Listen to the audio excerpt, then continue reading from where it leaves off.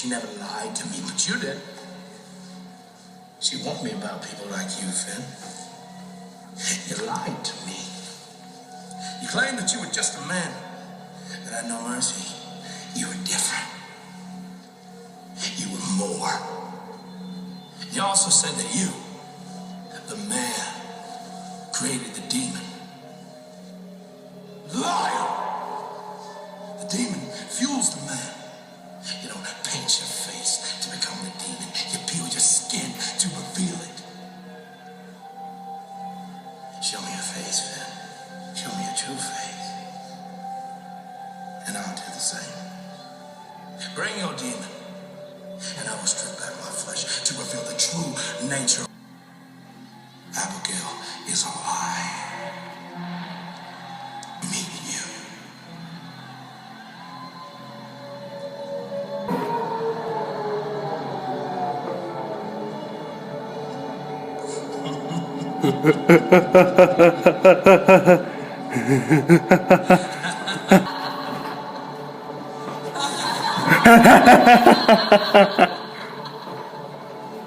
Eh bien bonjour à tous et à toutes, c'est Mika, le Fifon. On se retrouve aujourd'hui pour le 7e épisode des rumeurs de la WWE. J'espère que vous avez kiffé l'intro.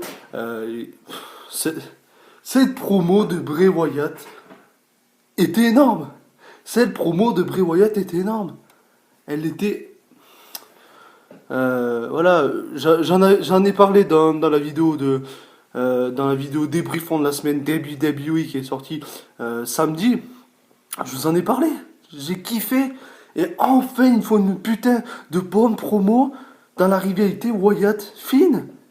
Dans la rivalité Wyatt-Balor. Il était temps, mec, après plus de 2 mois de rivalité, que tu fasses un putain de segment de malade. Sister Abigail is alive, man. Sister Abigail est en vie. Et il y a plusieurs rumeurs concernant Sister Abigail. Et c'est la première rumeur qu'on va parler aujourd'hui dans ce 7e épisode. Voilà. La rumeur what the fuck. C'est une rumeur what the fuck, les gens. Paige qui vous savez, j'en avais parlé dans un... je sais plus si c'était le dernier épisode des rumeurs ou celui d'avant, mais en tous les cas, j'en avais parlé. Paige s'est re-entraînée au Performance Center de la WWE et elle pourrait faire son retour très bientôt à la fédération et probablement à SmackDown Live, et ça pourrait être après Hell in a Cell. Ça c'est une première rumeur qu'on a. Paige de retour à la WWE à SmackDown Live en octobre, c'est-à-dire après Hell in a Cell, le SmackDown peut-être après Hell in a Cell. On pourra voir le retour de Paige, mais il y a une autre rumeur concernant Paige, et c'est une rumeur vraiment what the fuck. Paige, mesdames et messieurs, pourrait être Sister Abigail. Ça serait un truc de malade. Paige, Sister Abigail.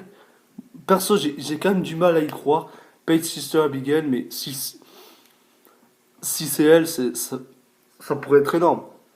En fait, depuis que Wyatt est arrivé au main roster et qu'ils ont construit cette gimmick de Wyatt, Dark, etc., avec Sister Abigail, mais Bray en a toujours parlé dans la plupart de ses promos de Sister Abigail, mais on ne l'a jamais vraiment vu. Sister Abigail, c'était juste un mythe. Sister Abigail jusqu'à maintenant, c'était un mythe, comme je sais pas, comme plusieurs mythes, comme la bête du Gévaudan pour ceux qui connaissent, enfin des mythes comme ça quoi.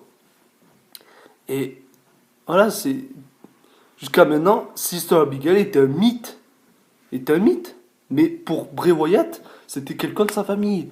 Et c'est vrai que si on voit Sister Abigail, on la voit vraiment en vrai, et bien ça casserait un petit peu ce rythme et ça pourrait être énorme. Et oui, c'est une rumeur what the fuck. Paige pourrait être Sister Abigail. J'ai quand même du mal à y croire quand même. Moi, je penserais plus pour une Nikki Cross Sister Abigail. Surtout lors de cette promo, lorsque normalement vous avez entendu bien la télé, mais parce que mon iPad était à côté de la télé. Vous avez dû entendre les rires d'une femme.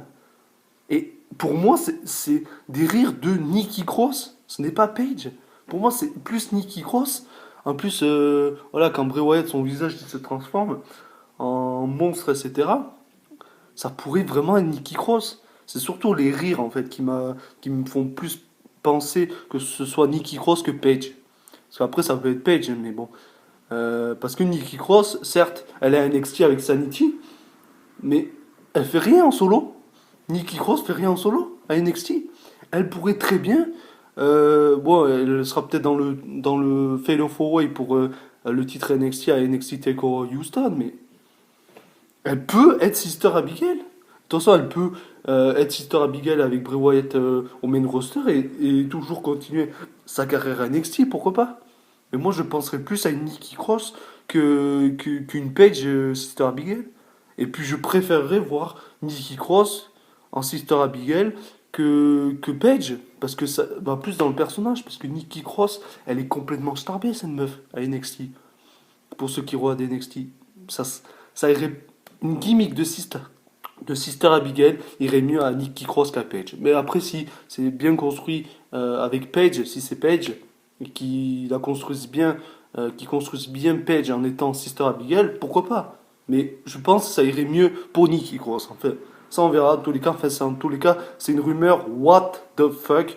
Euh, mais du coup, si Paige est Sister Abigail, eh ben, elle ira pas à SmackDown. Paige ira pas à SmackDown. À moins que peut-être elle puisse aller à Raw et SmackDown, vu qu'elle est free agent.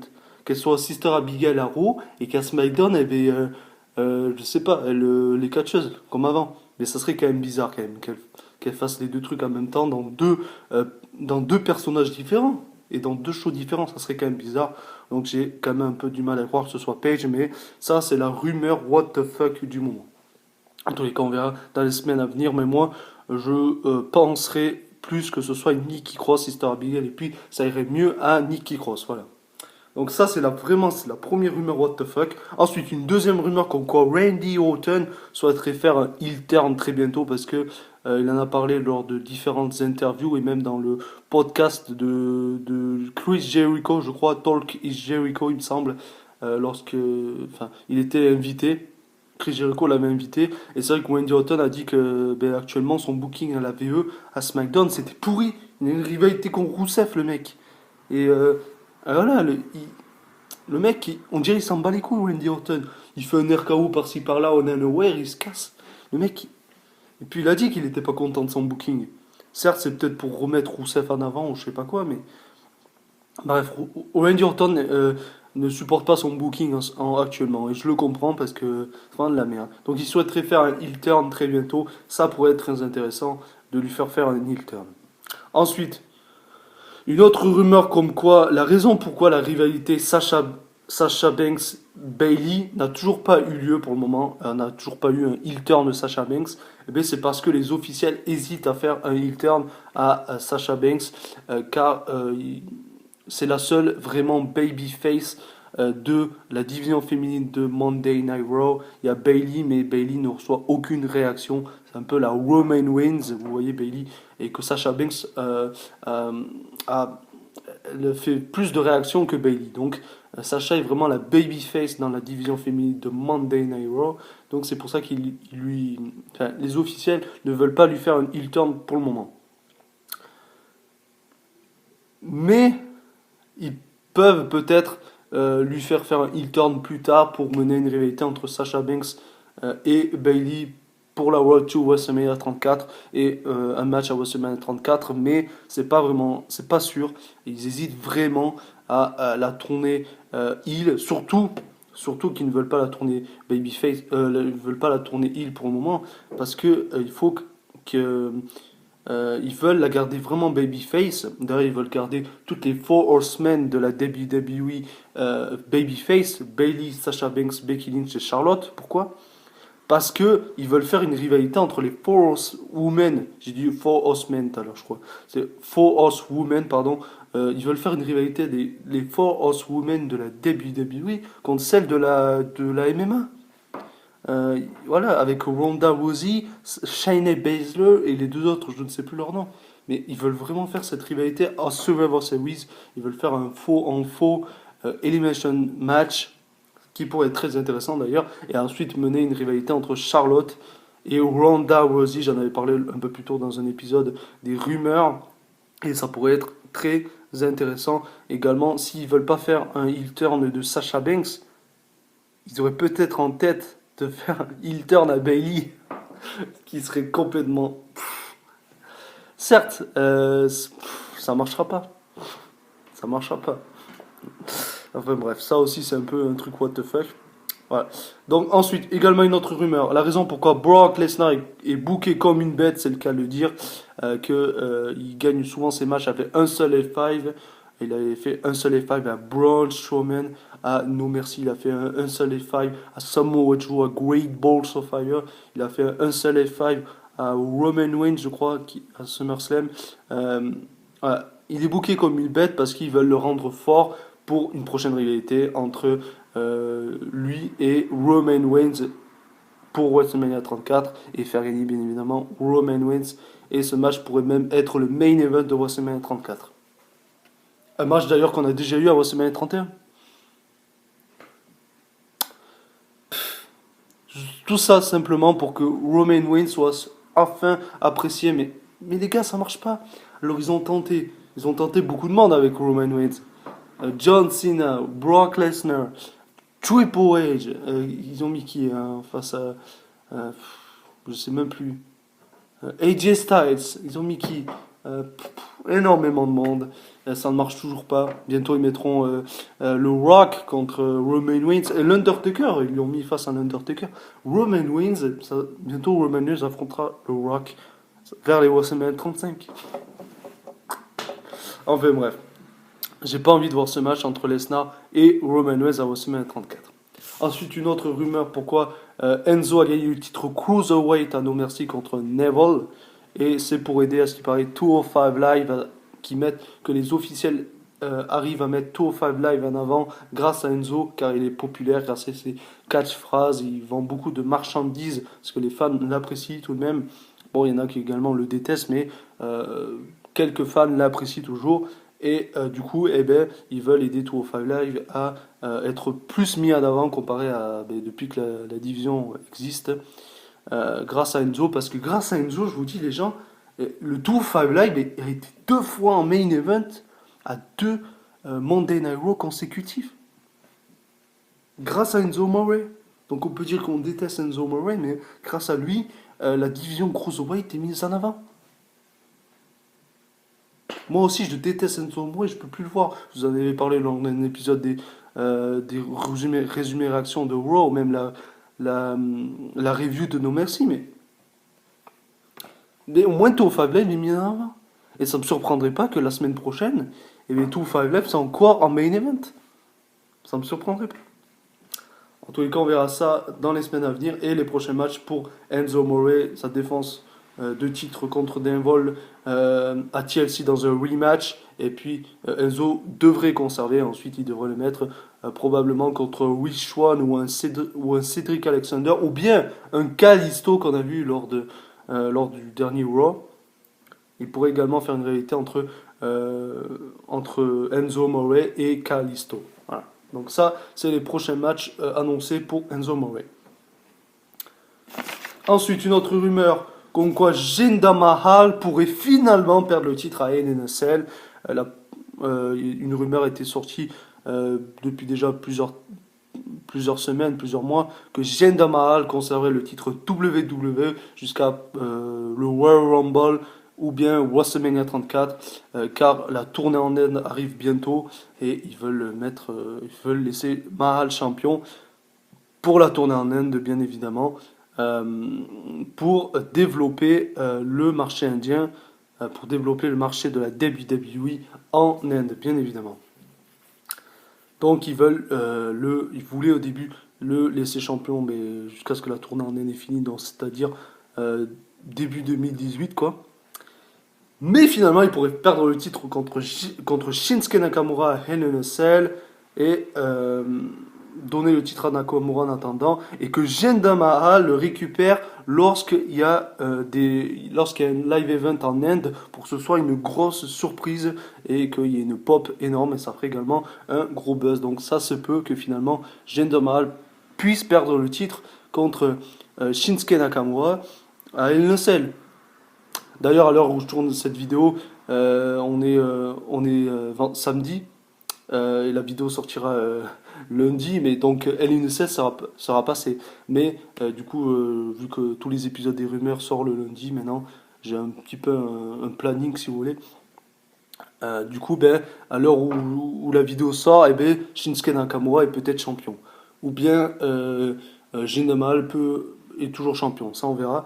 En tous les cas, donc je vous précise que la vidéo, je la tourne bien évidemment le week-end. Alors, je peux tourner à peu près que les vidéos le week-end. Parce que c'est vrai que maintenant, depuis que je travaille, c'est assez compliqué. Je finis à 6h30 le soir. Enfin, j'ai pas trop le temps. Puis j'ai une vie hors YouTube, bien évidemment.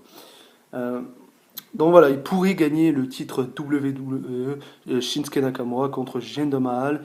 Et lorsqu'il y a des live events en Inde, Jinder Mahal pourrait récupérer le titre. Ensuite, une autre rumeur, ça je suis un peu surpris quand même. Kevin Owens pourrait quitter SmackDown Live après Hell in a Cell, après son match contre Shane McMahon dans le Hell in a Cell. Il pourrait quitter SmackDown Live. Et pourtant, il y avait eu des rumeurs ces derniers temps que Kevin Owens affronterait Triple H plus tard, pendant l'absence de Shane McMahon. Triple H reviendrait pour remplacer Shane McMahon. Il y aurait une rivalité entre Kevin Owens et Triple H. Triple H voudrait se venger que Kevin Owens avait tabassé son beau-père Vince McMahon. Mais au final, à ce qui paraît, Kevin Owens pourrait quitter SmackDown Live après une salle et du coup aller à Monday Night Raw. Il pourrait du coup avoir probablement un prochain Superstar Shake-Up. Et ils veulent également mettre Kevin Owens babyface. Mais non, mais qu'est-ce que c'est ce délire avec les catcheurs qui sont heal en les mettant babyface? C'est parce qu'ils n'ont pas assez de babyface. Mais aussi, il faut les construire, les babyface. Ty Dillinger, par exemple, il faut le construire. Sami Zayn, il faut le construire. Donc oui, les gars qui sont face, tu les construis babyface, mais pas les heels, surtout les heels qui jouent putain de bien leur rôle comme Kevin Owens. Babyface. Ils ont fait ça déjà avec Bobby Roode. Mais, Bobby Roode était un putain de heel à la NXT et ils le mettent babyface dans le main roster à SmackDown. Dans une réalité avec Dolph Ziggler, que tout le monde en a rien à battre. Je sais pas que c'est ce délire de mettre les catcheurs heel en babyface. Parce que Kevin Owens en heel est un dieu et s'ils le mettent babyface, c'est n'importe quoi. Mais ils veulent le mettre du coup babyface pour qu'il y ait une potentielle storyline avec Stephanie McMahon. Parce que, rappelez-vous, lorsque Kevin Owens avait frappé Vince McMahon, Stephanie était intervenue à la fin d'un SmackDown Live il y a quelques semaines pour confronter Kevin Owens. Et ça pourrait se servir de ça pour que du coup Kevin Owens aille à Raw, vu que Stephanie est toujours la commissionnaire de Raw. D'ailleurs, elle pourrait également revenir pour faire augmenter les audiences de Monday Night Raw qui est en chute en ce moment. En tous les cas, à voir, mais Kevin Owens babyface. Ils veulent le mettre juste babyface pour qu'il ait une rivalité avec Stephanie. Comme un peu un Daniel Bryan à l'époque, avec Low Authority. N'importe. J'espère que ça va pas arriver. Ensuite, une autre rumeur comme quoi John Cena, qui devait, après nos merci, on ne devait pas le revoir avant le Royal Rumble au moins, un peu comme Brock Lesnar quoi. Et bien, il pourrait être de retour plus tôt que prévu. Il pourrait être de retour avant Survivor Series et avoir un match à Survivor Series. Alors, au début, il y avait une rumeur comme quoi il affronterait Jinder Mahal. Ce match devait avoir lieu normalement à SummerSlam, mais les plans ont changé ensuite. Et du coup, il pourrait affronter Jinder Mahal pour le titre WWE. Mais maintenant, ça a changé. John Cena pourra affronter un certain Bray Wyatt. Il l'a déjà affronté il y a quelques années à WrestleMania 30, Payback ensuite, Extreme Rules 2014. Et il pourrait avoir une nouvelle rivalité entre Bray Wyatt et John Cena. Du coup, ce qui ferait que la rivalité actuellement entre Wyatt et Finn Balor, eh bien, ça serait Finn qui gagne encore une fois. Et ensuite, Wyatt, vu qu'ils n'auront plus rien pour lui, il voudrait le mettre contre John Cena. Mais si c'est pour faire encore une rivalité entre John Cena et Bray Wyatt, comme à l'époque, pour élever John Cena, alors qu'il faut élever Bray Wyatt, c'est complètement con. Donc, j'ai pas envie aussi que cette rivalité ait lieu, parce qu'en plus, on l'a déjà eu. Si c'est pour faire gagner John Cena encore une fois, c'est pas la peine. Ensuite, une autre rumeur qu'on croit également, Brock Lesnar, qui est parti également de nos merci, pourrait revenir avant le Royal Rumble. Il pourrait, tout comme John Cena, faire son retour pour Survivor Series, parce que surtout, il est annoncé pour 2 Monday Night Raw, dont un, euh, après TLC, le Raw après TLC. Il pourrait revenir, il pourrait être à Monday Night Raw. Pour le moment, il a 2 dates lors des shows télévisés de Raw. C'est le Raw après TLC, comme j'ai dit, et le Raw avant Survivor Series. Donc le mec pourrait avoir un match à Survivor Series et avoir peut-être affronté Finn Balor, par exemple, pour Survivor Series. Au lieu de l'affronter au Royal Rumble comme c'était prévu au départ, eh bien, il pourra affronter Finn Balor pour le titre universel à Survivor Series. Parce que c'est complètement con que si Brock Lesnar a 2 dates, le Raw après TLC, le Raw avant Survivor Series, si ce n'est pas pour qu'il ait un match à Survivor Series. C'est complètement con. Voilà, donc j'espère qu'il aura un match contre Finn Balor, au moins vers le titre universel, avant le Royal Rumble. Et du coup, oui, il pourra affronter Finn Balor, ce qui fait, comme j'ai dit un peu plus tôt, Balor devrait gagner encore une fois Bray Wyatt dans sa rivalité. Ça ferait 3 défaites consécutives pour Wyatt contre Balor. C'est pour ça que le Wyatt il est dans la merde, mais t'es obligé de faire gagner Finn Balor contre Bray Wyatt pour qu'il affronte Brock Lesnar. C'est logique. Et puis, mesdames et messieurs, la dernière rumeur de cette vidéo, le retour du Shield. J'en avais parlé lors de la vidéo précédente des rumeurs.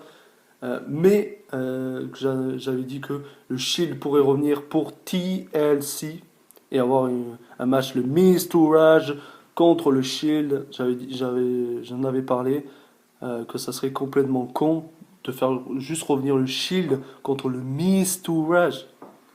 Et maintenant ça a changé parce que lors du dernier Raw, j'en ai parlé déjà dans la vidéo de débriefant la semaine WWE, donc allez voir, je ne vais pas tout répéter là. Mais voilà, du coup, ça, pour TLC, vu que Brock Lesnar ne défendra pas son titre, on ne verra pas Brock Lesnar, du coup, ils veulent faire le main event de TLC, ils veulent plus faire le Miz et le Miz Tourage contre le Shield, mais ils veulent faire le Miz et Cesaro et Sheamus contre le Shield. Et ça serait probablement, si le main est un main event, pour le titre par équipe de Raw de Seth Rollins et Dean Ambrose, et le titre intercontinental du Miz, et le mettre en TLC, ce match, TLC match, et winners, les gagnants prennent tous les titres. Voilà. Les gagnants prennent tous les... Winners takes all. Winners take all. Les gagnants prennent tous les titres. Ça pourrait être intéressant, mais le Miz et Cesaro et Sheamus contre le Shield, ça donne pas vraiment envie, même si tu mets des titres en jeu. Voilà. Et du coup, comme on a vu également lors du dernier Raw, à la fin du dernier Raw, le Shield était dans les vestiaires, tous les 3 à côté, et ça tease là le retour la semaine prochaine lors du prochain Raw. Retour du Shield le 9 octobre à Indiana, parce que en fait, Indiana, en fait, c'est la ville où le Shield, la ville, c'est l'État ou la ville, voilà, l'endroit où le Shield a fait ses débuts en 2012, lorsque le Shield a été séparé à cause de Seth Rollins, qui avait travaillé Dean Ambrose et Roman Reigns, et bien c'est à cet endroit, à Indiana. Indianapolis, Indiana, non? Oui, Indianapolis, Indiana. Ouais. Et bien c'est à cet endroit où le Shield s'est formé, le Shield s'est détruit, donc il pourrait faire le retour à Indiana, et ça serait le Raw prochain à l'heure où sort cette vidéo, Raw est ce soir, à l'heure où la vidéo sort. Mais pour moi, c'est là, moi, où j'enregistre, comme j'ai dit, c'est samedi. Donc, j'ai hâte de voir quand même le retour du Shield, même si c'est pour qu'ils affrontent Cesaro et Sheamus et le Miz lors de TLC. Voilà. C'est un petit peu con de faire revenir le Shield juste pour qu'ils affrontent le Miz, Cesaro et Sheamus, quoi. Encore, ça serait le Bullet Club ou les Hardy Boys, au pire, ou Sanity, qui est une putain d'équipe, Sanity. Voilà. Enfin, bref. On verra ça on verra ça lors du prochain Raw. J'ai quand même hâte de voir le retour du Shield, même si c'est juste contre le Miz, Cesaro et Sheamus, parce que le Shield, eh ben, c'est quand même une grande équipe. C'est un gros clan comme D-Generation X ou bien l'Evolution. Voilà. Donc voilà, c'est tout pour ce 7e épisode des rumeurs de la WWE. J'espère qu'il vous a plu. Euh, Comme toutes les vidéos depuis quelques temps, je veux un objectif de 10 likes. Donc mettez les 10 likes s'il vous plaît. Et si vous avez aimé la vidéo, voilà, n'hésitez pas à mettre un pouce bleu vers le haut pour me le faire savoir. Je veux 10 likes à cette vidéo. Également commenter la vidéo si vous voulez réagir par rapport à ces rumeurs. Si vous voulez également discuter avec moi, je serai ravi de discuter avec vous et de débriefer par rapport à ces rumeurs, si vous y croyez ou non pas. Donner également un peu plus mon point de vue, si vous voulez me poser des questions. À partager la vidéo également pour que sont de plus en plus nombreux sur la chaîne. J'ai quand même plusieurs abonnés se sont abonnés récemment. Donc merci. À l'heure où je tourne la vidéo, on est 86 abonnés sur la chaîne. Donc merci à ceux qui se sont abonnés récemment. Et bien nous, on se retrouve très bientôt pour de prochaines vidéos. Et si vous n'êtes pas abonné, abonnez-vous pour ne pas louper les prochaines vidéos WWE. Et n'oubliez pas, soyez fiers d'être fan de catch. On se retrouve très bientôt les gens. Portez-vous bien.